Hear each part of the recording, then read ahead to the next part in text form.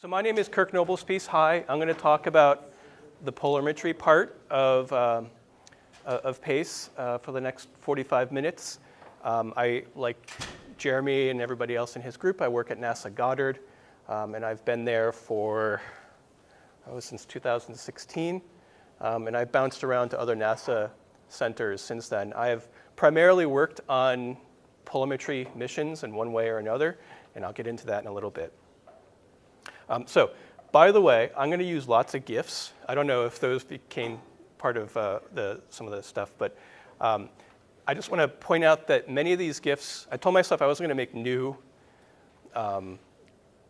images for this presentation because I would spend all my time making the presentation. So some of the images are based on an earlier version of PACE data. So some of them have improved a little bit. But I'll just start with this one here. This is HARP2 data. It's animation through different viewing angles. And there's an obvious feature, which is sun glint. So sun glint is very geometry dependent. And so as you step through the different viewing angles in an observation, you're going to see that sun glint move into different parts of an image. So this is a talk about the two other instruments on PACE, HARP2 and SPEXone. They are multi-angle polarimeters. Often as a shorthand, we call them the polarimeters, but just as important as the polarimetry aspect is a multi-angle aspect. So I'm going to talk a little bit about that too. In fact, you really can't do one without the other. So I'll talk more about the differences between HARP and SPEX a little bit later. But I just want to point out at this point here that while they are both multi-angle polarimeters, they are very different multi-angle polarimeters. They have very different characteristics, and even the internal design of the instruments are quite different. But before I do that, I want to step back a little bit here and talk about the history of using polarization or multi-angle polarization for remote sensing in general. Generally speaking, the first efforts to study this were in planetary science. These are two different NASA instruments that were developed in the 70s and 80s to use polarization to understand things about our solar system. So for example, the orbital cloud photopolarimeter, which is on Venus, determined that the clouds surrounding Venus were primarily composed of sulfuric acid droplets. And so that same approach is what we intend to use for studying droplets and particles and other things on planet Earth. Really, the sort of premier multi-angle polarimeter that's been in orbit for Earth science purposes is called POLAR. POLAR was a French instrument. There are actually three of them. The first two were unfortunately very short-lived instruments. Had nothing to do with the instrument itself. It was just a spacecraft that it was launched on didn't last very long in the atmosphere. So the first one was from 1996, another in 2002. But the third one, which was called Polar Parasol, was in orbit from 2004 to 2013, and really is where we established, we meaning the general scientific community, established the value of these sorts of instruments. It's particularly useful for observations of aerosols, but also of clouds and other aspects of the planet. Now, this design of instrument is a little bit different than what we're using for PACE. It's a very different optical design. I'll get into the details a bit later, but what we're looking at with PACE are instruments that are roughly an order of magnitude more accurate in terms of polarization than this instrument. So that's something we're making use of. I would be remiss if I didn't talk about a major part of my career before coming to PACE. There was a mission called Glory that was launched in 2011. This would have been NASA's big contribution to the use of multi-angle polarimeters from space. Unfortunately, it did not make it to orbit successfully, so it failed at launch. It wasn't an issue with the instrument. Again, this was a spacecraft issue. And there's actually a really long story about why the spacecraft failed if you want to ask me later on. It's Involves the Office of Inspector General of NASA and all sorts of crazy stuff. Anyway, APS, Instrument on Glory, did not launch, but a lot of the theory that went into developing this instrument, including airborne instruments or other types of prototypes that we used, really helped us understand what was important in polarimetry and how to use the data appropriately. So the main point here is about maximizing information content. And I haven't been involved in this, this meeting in the last couple of days as much as I would have liked to have been. But I presume there is some discussion about, one of the value of OCI is the fact that it has lots and lots of measurements. So we have a spectra about each point. And really, if you think about it, like each pixel here is really just an array of numbers. And I have a professor from my undergraduate who would always say, it's all numbers, everything else is your imagination. And he was being, of course, a little facetious, but the point here is that everything does condense down to arrays, in multidimensional arrays perhaps, or arrays that represent different things. And how you assign the meaning to that is something separate from working with just the numbers themselves. So OCI, the point here is to make these arrays really long. You have lots of spectral measurements, and you can use that to understand the Earth well. So here's an example, of course, and I think I stole this from one of Jeremy's presentations, but the spectra look differently for different types of water. With polarimetry, what we're trying to do is also increase the amount of information to have larger arrays, but we actually are adding dimensions to the data. So spectra is one dimension, but there's other types of dimensions too. You can have multi-angle measurements, that's one dimension, and you can have sensitivity to the polarization state of light as another dimension as well. So the way that HARP2 and SPEXone maximize information content is not just by adding spectra, although SPEXone is all spectrometer as well, but also multi-angle observations and polarimetric observations. So I'll start with the multi-angle part of this. And I just want to be clear what we mean with multi-angle. It's kind of small here, but when we're making an observation from PACE, it's really like multiple snapshots are taken of a region of interest as a spacecraft flies over. Now, this is a continuous thing around the whole planet everywhere, but you can rearrange the data to represent all the multi-angle observations about a certain point. So I've taken two GIF images here to sort of show some of the things that you can see with multi-angle data sets. And this is just reflectances. This is not getting into polarization yet. So for example, at the left here, this is the Mediterranean. And you can see, again, that glint image as it goes across here. If you really get close to the screen and you stare at it, you can see that the glint image is different in different parts of the water. And that tells us something about what's going on there. And there are other aspects of things that are changing as you flip through the different multi-angle views here as well. And all of this is information that we can use to understand what's in the atmosphere, what's in the ocean, or on a land surface. This is another version of it, a different image. And in this case, so this is a true color composite, and I'm just flipping through different views. In this case, I've mapped the different I've made color from 3 different angles. It's all the same spectral band, but it's 3 different angles within that spectral band. So anything that has color is something that is changing its reflectance very rapidly with respect to the viewing geometry. And so that's why the glint pattern here, again, is shown as a rainbow. So why do we have multi-angle measurements?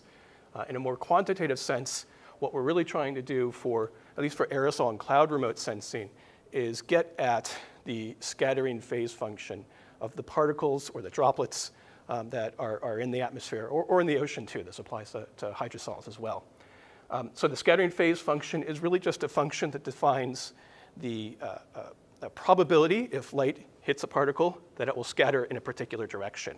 So the x-axis here has to do with how much of light will be scattered in that direction. So 0 degrees is in the forward direction, 180 is in the backwards direction. So you can see in this figure at the left here that most of the light is scattered forward. This is log scale, by the way. But if you look at different types of particles, these here refer to different simulations of different types of aerosols in an atmosphere. If you have multi-angle observations, you can perhaps distinguish these types of aerosols by looking at subtle changes in the scattering phase function. Now, of course, when we're looking from space, we're not seeing an individual scattering phase function. We're seeing the aggregate effect of everything in the atmosphere. And that's why we need to use remote radiative transfer. So there's two sides here. This is intensity, and this is polarization. Polarization also has its own phase functions. And what this figure is demonstrating is that you can actually use, polarization is better at distinguishing different types of aerosols. But really what we do is we use the two in combination. Does this all make sense so far? Okay. So polarization is another dimension that we want to work with. And I like to show this image that I took. It's kind of a boring image outside of an office building where I used to work. And the point here is that if we look at this in terms of intensity of light, everything makes sense to us intuitively because that's how our eyes work. So the sky is blue, the grass is green, and so on and so forth. If you take the same image and you make a polarization-sensitive image here, this is expressed in a unit called the degree of linear polarization. I'll define that later on. But basically, the brighter it is in the scene, the more polarized the light is there. And if you look at this, there isn't really sort of an intuitive understanding, at least for us, for this, because our eyes do not see polarization. And if you really stare at this, I can maybe explain some things. The sky is not very polarizing. There's some other weird things, like why are these particular plants here blue and not others? All of this is information we can use to better understand what's in the scene. So this would not be a polarization talk if I did not show this or some version of this at some point. So what I'd like to do is say, okay, so this is a wave of electromagnetic radiation. And if we wanted to define a specific wave, there's a couple of characteristics here, maybe like 4 or 5 characteristics that are unique to one particular wave. So for example, the amplitude of the wave here would be related to how much energy is there, how bright it is. Can everyone give me some other examples of things here that define this wave? Phase. Phase is one of them. So phase is where these waves are located. It's important to point out that our sensors on phase are sort of, they're phase averaged. So the acquisition time of a particular measurement is long enough that we're not sensitive to phase because we are averaging over a period of time which is much longer than the period of the wavelength. So that's one piece of information that we're not sensitive to. But there's others that we are. So another one might be, sorry? It's like multidimensional.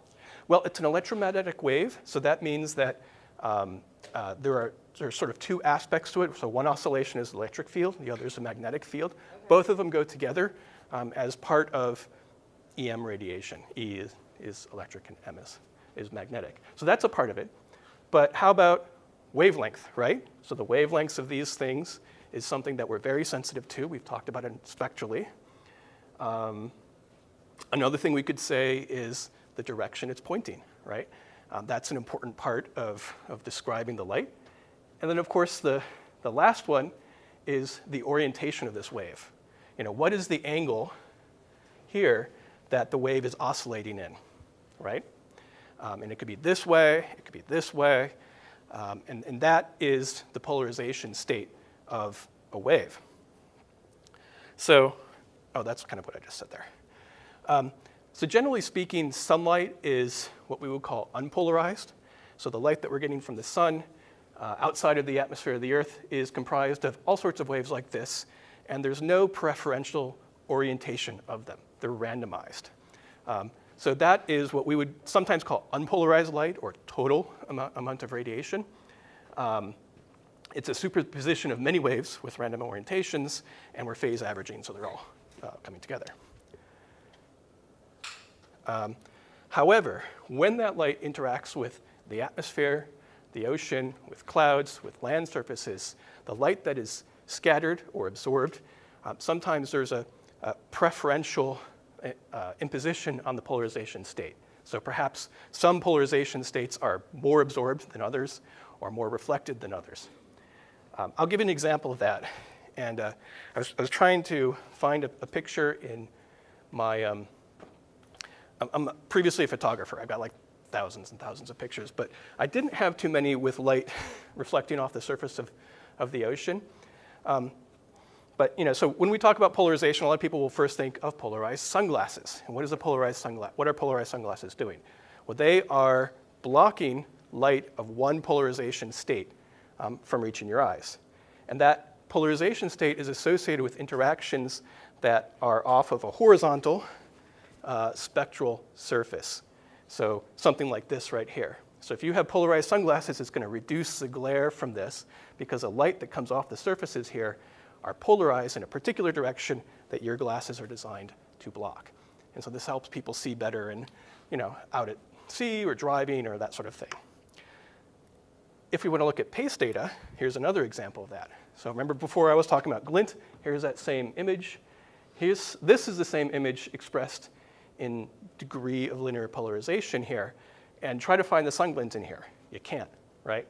So sun glint is not expressed in polarization this way. And so that means a couple of things. But the point here is that like the image of the office building that I showed before, this contains a lot of information that is quite different from the intensities themselves. And so that's something we want to use.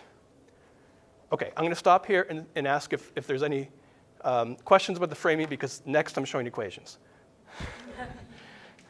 Any? Yes? I have a silly question. Mm-hmm. No questions are silly. Are there any living creatures like animals that can sense Yes. polarized? Yes. It's very interesting, actually. There's lots of insects, there's sea creatures that are sensitive to polarization. So for example, insects on land, some of them might use polarization to navigate. So skylight is going to have a polarization reference which is in the plane of the sun. And so there are some insects that are able to use that to understand which way the sun is pointed, even if they're like in a forest canopy or something like that. There's even theories that the Vikings use this for navigation purposes. It's not totally proven, but there are some sagas where they talk about somebody using a sunstone, which was a birefringent material, so something that's sensitive to or blocks polarization, and using that to understand where the sun is if you're trying to navigate in, say Scandinavia or the North Atlantic, where you can't see the sun. There's some cloud cover. So insects do it, yes. Sea creatures do it. Mantis shrimp. Look up mantis shrimp. They have. And they have like 16 times more vision than humans or something like that? They have. I think it depends on the particular one, but if we have 3 color sensors, some of them have 12. So they have a lot of spectral information, but they're also sensitive to polarization state. And it's not even fully understood why or what they use it for. The person that I work with a lot, he's unfortunately on travel now, Bung Yao. He was Peng Wang's student. He works with us at Goddard. He worked a lot in terms of polarization of sea creatures, like cuttlefish and that sort of thing, not just in terms of their vision, but also in terms of like cuttlefish and squid changing the way their bodies look. They have a polarization state. And that's a way of passing a signal. Yeah. So yeah, in the animal kingdom, there's lots of interesting uses of polarization, and it's we're blind to it, literally. So, sure. And any other questions? Okay. So how do we define polarization? There's a lot of ways.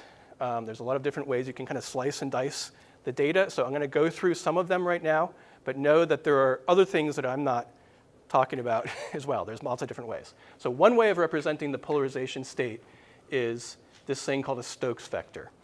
So the Stokes vector has 4 elements to it.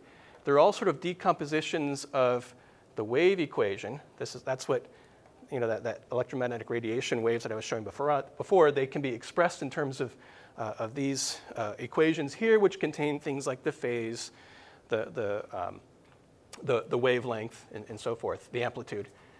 So there's 4 elements to the Stokes vector. We're really going to be concerned with just the first three. The fourth one is circular polarization.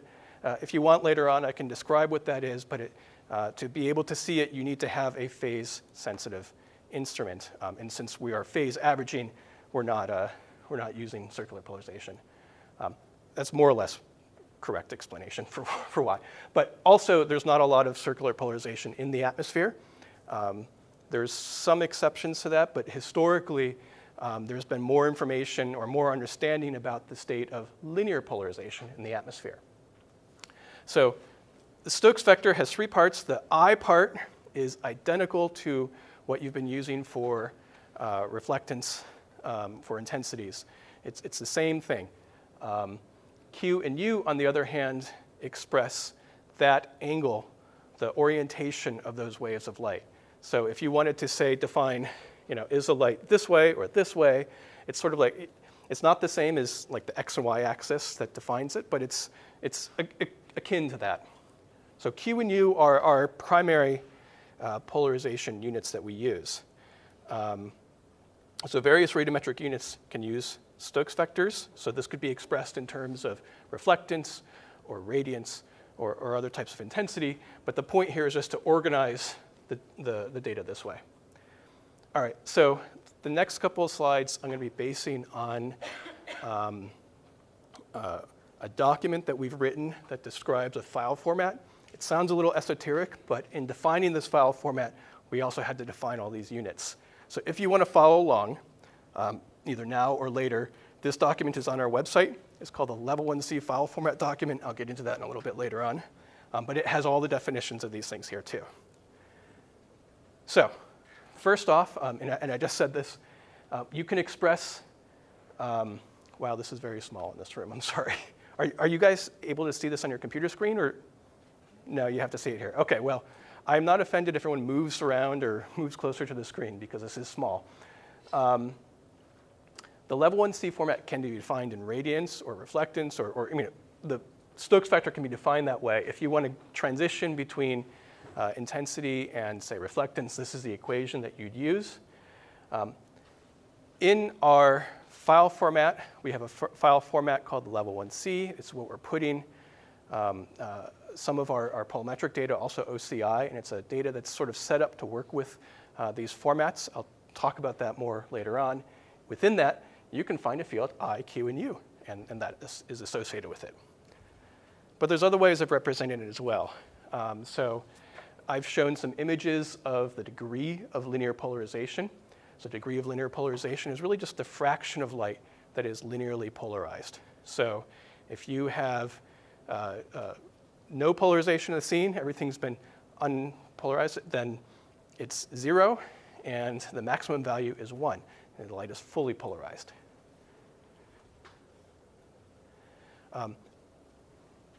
This metric just tells you how much the light is polarized. It is not preserving the orientation information.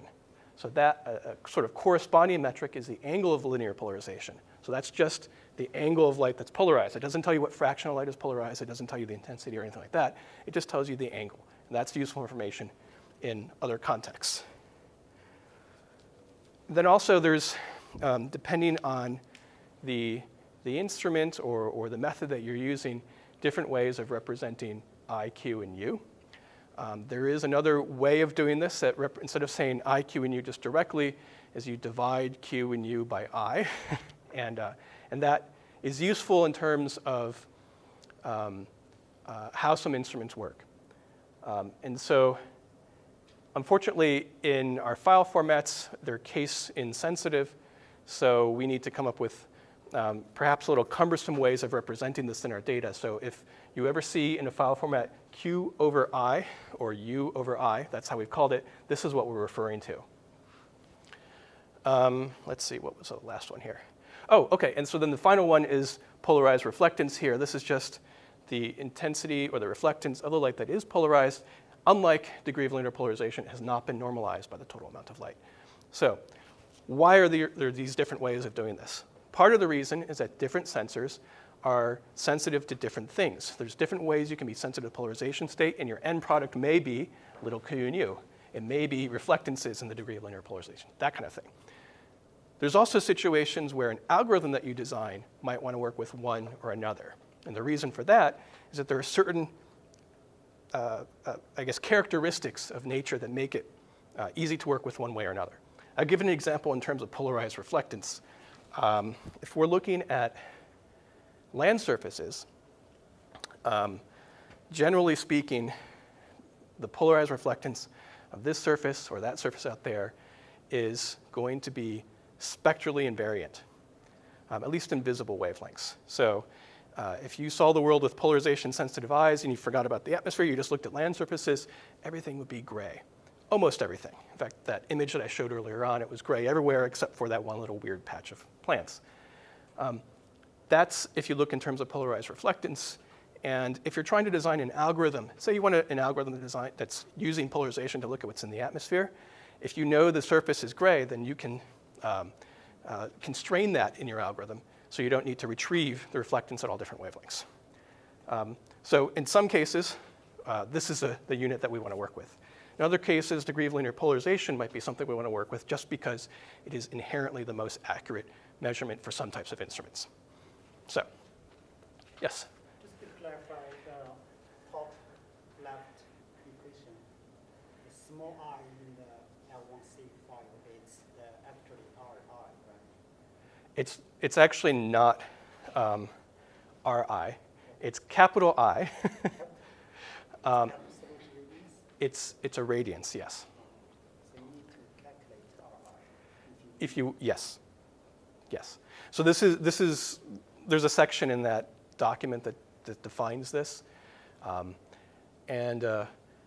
You know, part of the challenge of making this is that we have lots of different purposes, and what we converged to was that.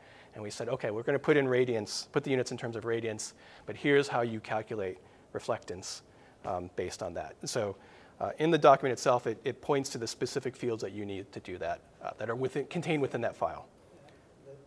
The reason I'm trying to clarify is that the bottom there defines small q and small u, and the top is as L1C format. It seems to me the small q and small u is defined as in terms of ratio. So that's what. Right. So that could be also in terms of reflectances too, right? So small q and small u are ratios, right? They're ratio. In the L1C file. Yeah. So can you help define what is Q and what is U? Really, they're just there to. Do we have a marker here? Oh, okay. All right. So let's say that wave of light is coming towards you, straight towards you. And so it could be oscillating in this direction, right? Or it could be oscillating in this direction. Or maybe it's a combination of multiple waves, so this is better to express as like an oval or something like that. If you want to define this angle here, you need Q and U to define not just the angle, but sort of, how oblique is this ellipse here. So Q and U define that. I can give you the equations, but I don't have them. Well, maybe Pengwang knows, but off the top of my head. So most of them are angles. Well, it's a combination of angle, but also magnitude of this polarization. So if you have a purely polarized wave, it's going to be like this. If you have some combination, if you have a purely unpolarized wave, it's going to be a circle here because the oscillations can be in any orientation, right? If you have something in between, this is going to look like an oval. So Q and U express not just the angle here, but how extreme that oval is. Does that make sense? Does it make sense to everyone else too? Okay. Kind of like wind speed, how you need U and V. I'm sorry? Oh, it's kind of like wind speed, how you need U and V. A little bit, yeah. Well, U and V will express, yes, the direction, but also the magnitude, right? And this is expressing the orientation, but also how extremely polarized it is. Yeah. So Kirk's definition in the previous page is kind of more theoretical definition of it. There is also an operational definition about IQU. So we could talk about Kirk need to finish it. Yeah, there is an operational definition. Right, but it's going to be different for every instrument, which brings me to my next slide. Oh, I also put this here. So this is, I think it's also important to know that there are ranges for these values here. So for example, intensity can't be negative, right, or reflectance, and it can be very large. Reflectance can actually be greater than 1 in some cases. Q and U, on the other hand, have a sign. They can be negative or positive, partly to show which direction it's going. Degree of linear polarization will always be within 0 and 1. So 0 is unpolarized completely, 1 is completely polarized.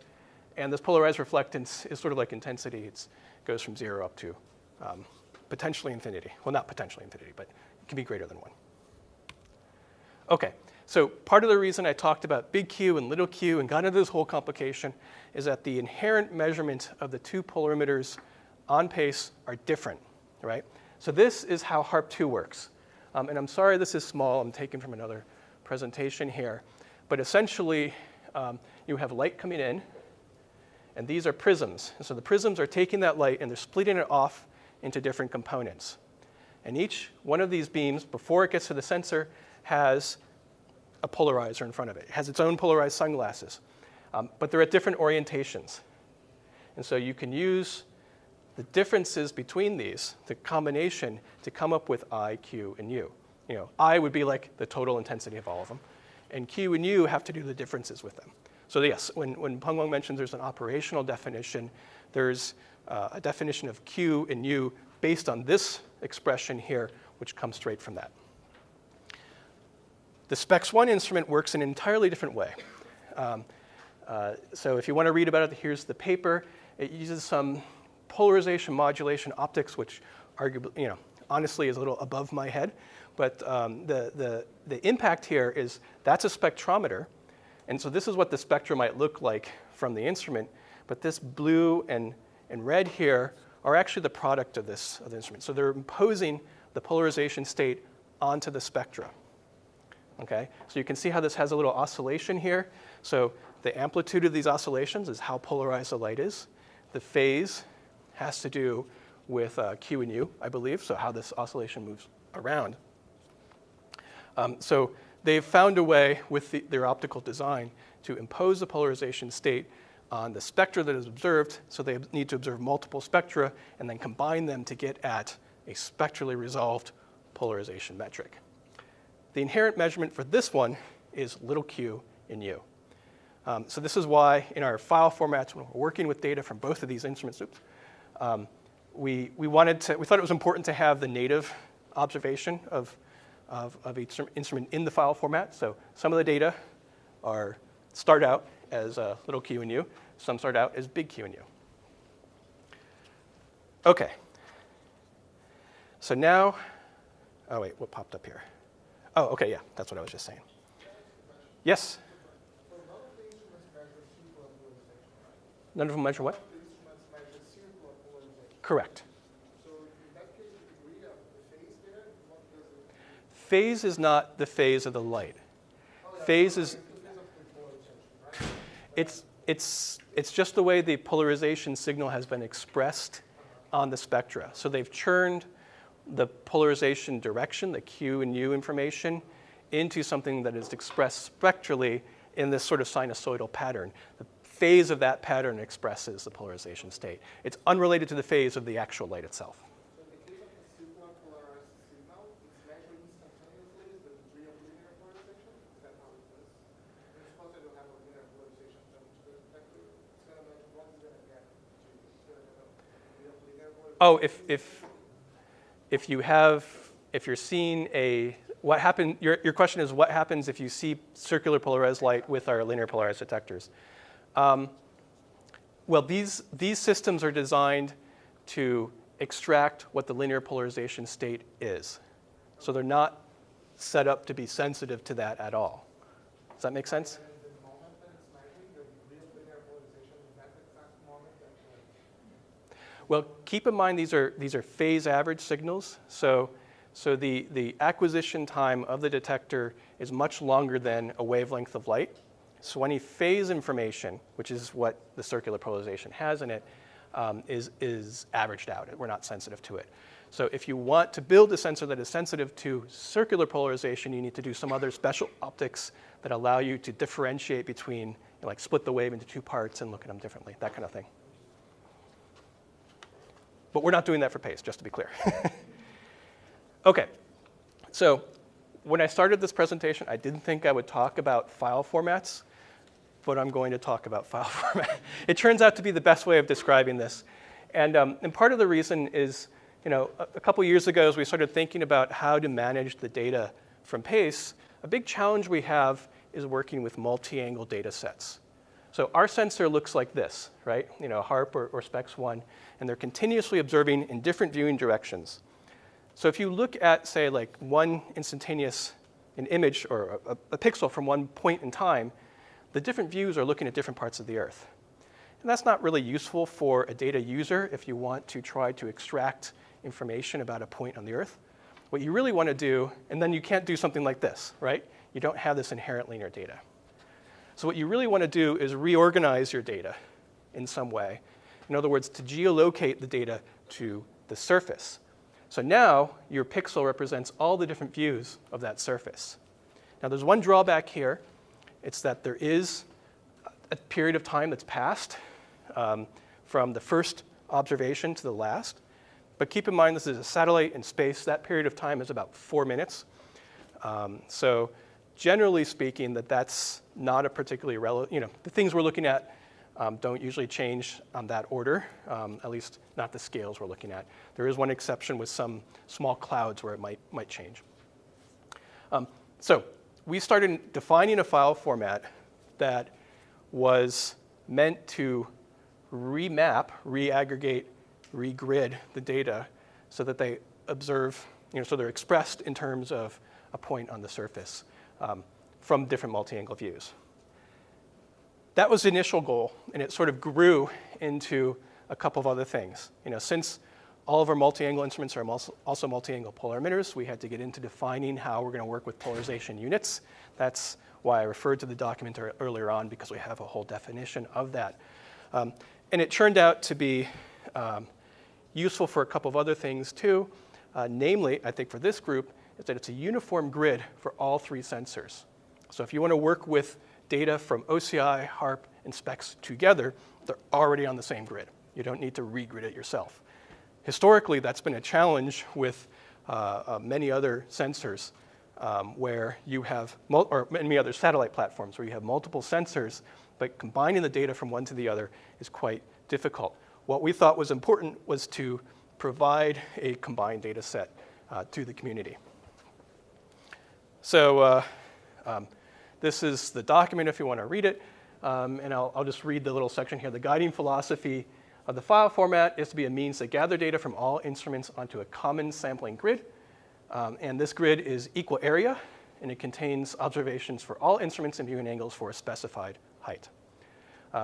So we use a particular projection type called SOCIA, spacecraft oblique cylindrical equal area. Two important pieces of information. A, it's a swath-based track, so you can still see the images as the satellite's seen it. And B, the spatial resolution is an equal area resolution. It's 5.2 by 5.2 kilometers, which is about the spatial resolution of the two polar emitters. OCI, we're also producing it on this grid. The OCI spatial resolution is actually much finer than this. But for the purposes of level 1C, we've sort of downsampled to it.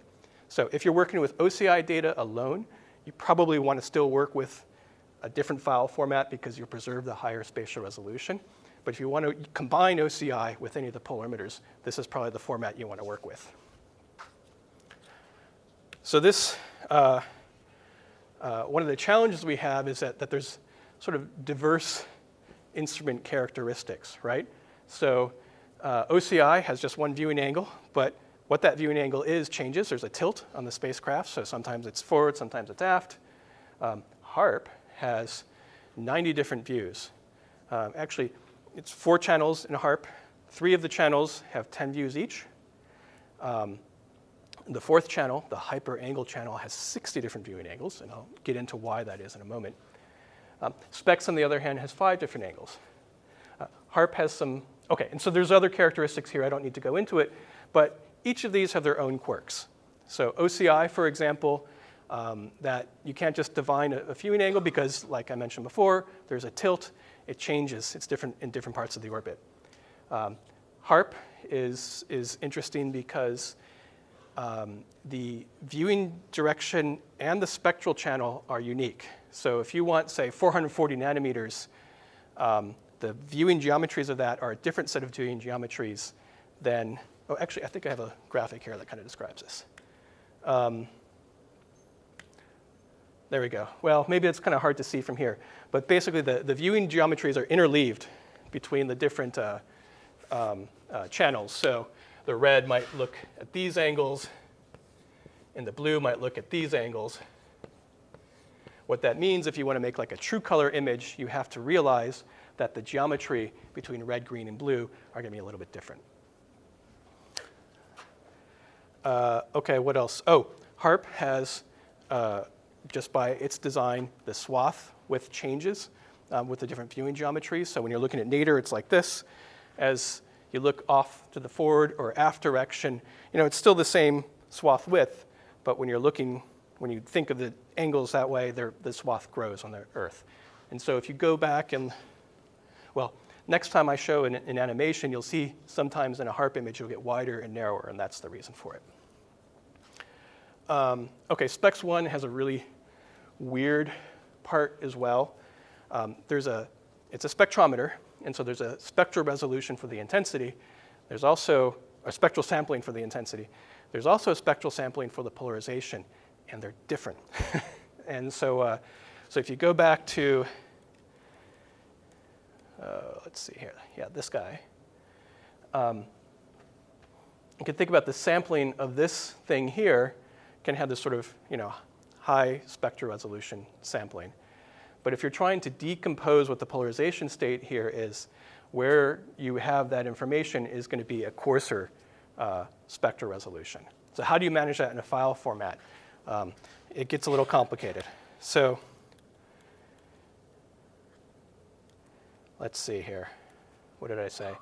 So what we did then is we made a way, so all of the data are sort of represented as four-dimensional arrays. So you have 2 dimensions for horizontal or cross-track and a long-track dimensions. You have a dimension for viewing geometry, and you have a dimension which expresses polarization state. So it might be I, Q, and U, or something like that. So sometimes these will have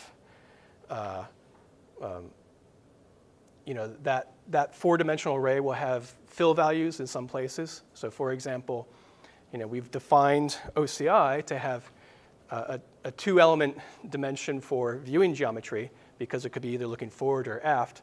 If the data set that you're working with is looking forward, it's fill values in the aft direction. Okay? Equivalent for the other sensors.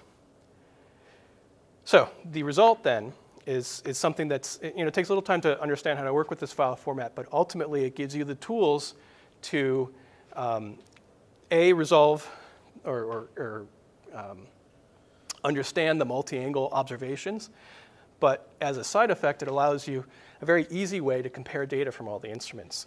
And so this is the sort of thing that we can do. Here is another HARP image in the big swath expressed as a true color image. This is the degree of linear polarization of the SPEXone instrument, and you can see how they obviously lay right on top of each other. This was not our original intent for designing this format, but it turned out in the early stages of the mission to be very helpful because you can very easily compare the observations from the different sensors and check things like calibration and other stuff. So there is one problem with this approach for cloud remote sensing. And so this is a quiz. Can anyone make a guess as to what this problem might be? OK. A hint would be, let's look at this HARP image here. And yes, so see how the swath is changing? But yeah, maybe from the screen here, it's a little hard to look. But look at some of the clouds here. And so there's a cloud, real thin cloud right here. And as we're iterating through the different viewing angles, that cloud seems to be moving, right? So either in that 4 minutes of time, this cloud has moved the hundreds of, or tens or hundreds of kilometers that is expressed there, or there's something else going on, right? And what it is parallax. So I showed this graphic before. The primary assumption here is that we know the height, right? But if we have a cloud, then this doesn't work as well, right? So this is information that's expressed in terms of parallax. It's something I'll get into a little later on, but those different viewing angles, just in terms of the geometry, we can learn about stuff like the 3D composition, the 3D structure of clouds. But if you really want to work with cloud data, you need to have a level 1C file that's organized not about the point at the surface, but about the point that's optically relevant, which is at the top of the cloud. So at the moment, all of PACE data are aggregated to the surface, but our long-term goal is to have a way for users to regenerate the level 1C file at any arbitrary altitude. And so that way, say someone who's doing cloud remote sensing might take in an external metric for cloud top height, re-aggregate the data to that cloud top height, and do the best sort of retrieval there. Does that make sense to everybody? Okay. Oh, well, this is where I say, any questions? No? Okay. Yes, go for it. The cloud, all the measurement is registered at the surface. So how is the cloud people deal with the data format? Right now, we're just trying to we're just ignoring that problem. And we're just trying to do the retrieval based on that. In the future, we do want to have a means to do that, but we haven't worked through all the details of that yet. I'm sorry, I'm going a lot slower than I meant to here. Oh, but there's questions, so that's more important. This might not be, but will the reaggregation to any altitude, would that include like the OCI, or is it just the? It would make sense for OCI too, right? Because it's not a nadir observing a measurement. It's looking at an angle. So OCI would be misregistered if you're looking at cloud tops in this file format.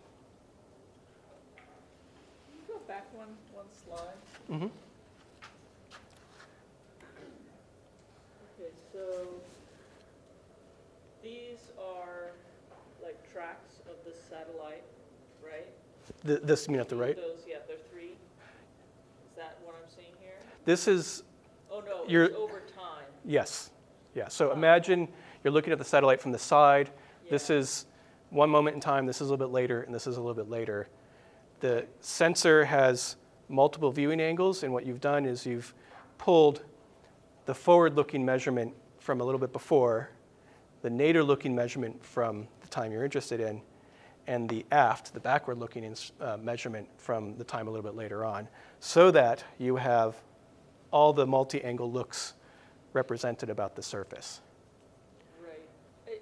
Like looking at that, it feels to me that that would be, like getting rid of that jump would be something that a image algorithm could figure out, because we have lots of image algorithms that track things as they move. Oh yes, you could do it that way. But that relies on distinct features existing in the algorithm. So imagine you're looking at a real subtle signal of aerosols over the ocean. You know, they're not. It's not like a land surface feature where you can see edges really clearly or whatever. It's very diffuse. And in those cases, the algorithms you're talking about, which exist and you could use, would struggle with that, because there aren't strict boundaries between things. There aren't features that can be used to because essentially what you're talking about is like finding a feature in one image and another image and aligning them, right? But if there aren't distinct features, that's hard to do. And we have all this information here. So rather than relying on some method to map things together, we know all the geometry, so we may as well just represent it that way. But you also have to know that altitude is the thing, and how do you know that altitude that you want? Well, for a cloud-free planet, we do. right? So we have digital elevation maps for land surfaces. We know the ocean. For most clouds, it's probably okay. If you think about the geometries involved, right? So we're up in space. We're looking down at Earth. We're at 670 kilometers. The highest the cloud's going to be is on the order of, 5, 10, 15 kilometers. So these problems with this height are going to be relatively small just because the variation in cloud top height versus the surface is small compared to the overall geometry. So that's why we can mostly get away with it, although it's not perfect. So, okay. Anna, I've gone way over my time. What I have next is to talk about polarization products. Tell me. You can go till 10. Okay. So here's a list of the PACE products. I'm going to give some highlights. First take-home message is you can't get any of these now. None of them are in level 2 products yet. They're all in development. There's kind of an interesting process by which an algorithm is initiated and implemented at Goddard. So sometimes algorithms are provided by an instrument provider. Sometimes they're from a science community member. Sometimes they're developments within our group itself. Generally speaking, these different algorithms, you could follow like a decision tree. So, is it cloudy? If it is, we have cloud algorithms. If it's not cloudy, we have, say, aerosol over cloud. They're multi-parameter algorithms, generally speaking. So we have a set of algorithms that are designed for working over land. We have a set that are designed for working over water. Some are designed specifically for HARP. Some are designed specifically for SPEX. So I'll talk about this one. This is from RemoTap. This is the main algorithm from SPEX. And so this is a multi-parameter aerosol algorithm. So first, they do that cloud fraction. So they look for cloud-free areas. And then the primary aerosol measurement. Yesterday, you had to talk about aerosols, right? So, okay, so aerosol optical depth is just how much is there. SPEX is a narrow swath instrument. So the reason there's an animation here is to build a global picture, you have to collect data over a couple of days or weeks. Here's other products from that. So a metric for dust, a metric for how much water has been absorbed by aerosols.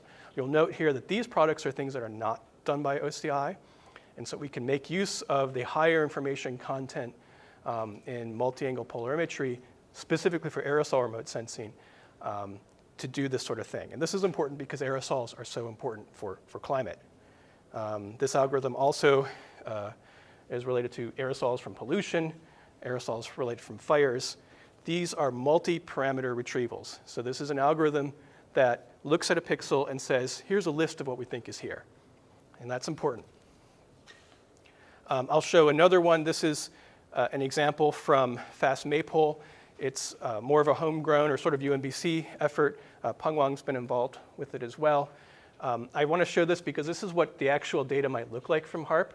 So this is now expressed not in terms of spectral information, but in terms of view angles here. The 4 wavelengths, the 4 colors here are the different wavelengths. So we don't have a lot of wavelengths with HARP, but we have lots of angles. We have intensity. We have polarization.